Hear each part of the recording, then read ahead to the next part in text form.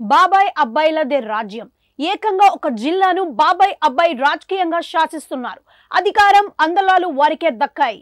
రాజకీయాల్లో ఇలాంటి తమాషాలు ఎప్పుడూ కానీ జరగవు. ఒక విధంగా ఇది అరుదైన రాజకీయ సన్నివేశం అని అంటున్నారు. చంద్రబాబు తన మంత్రివర్గ విస్తరణలో ఉత్తరాంధ్ర శ్రీకాకుళానికి ఒకే ఒక పదవినిచ్చారు. ఆ పదవి కాస్త ఏపీ టీడీపీ ప్రెసిడెంట్ కింజరాపు అచ్చెన్న నాయుడుకే ఇచ్చారు. దాంతో జిల్లాలో 10 మంది ఎమ్మెల్యేలు ఉన్న ఆశావాహులకు చాలా మంది క్యూ కట్టిన అందరికీ నిరాశ తప్పలేదు.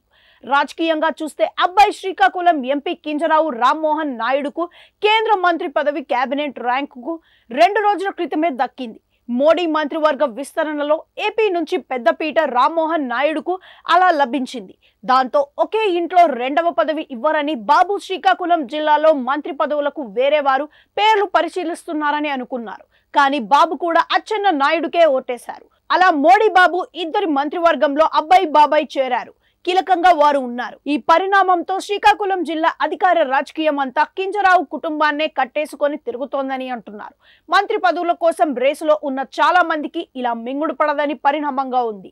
అంతేకాదు ఉత్తరాంధ్ర జిల్లాలో సీనియర్లందరికీ ఈసారి చెక్ పెట్టేసిన చంద్రబాబు కేవలం అచ్చెన్న నాయుడుకి మాత్రమే మినహాయింపు ఇచ్చారు.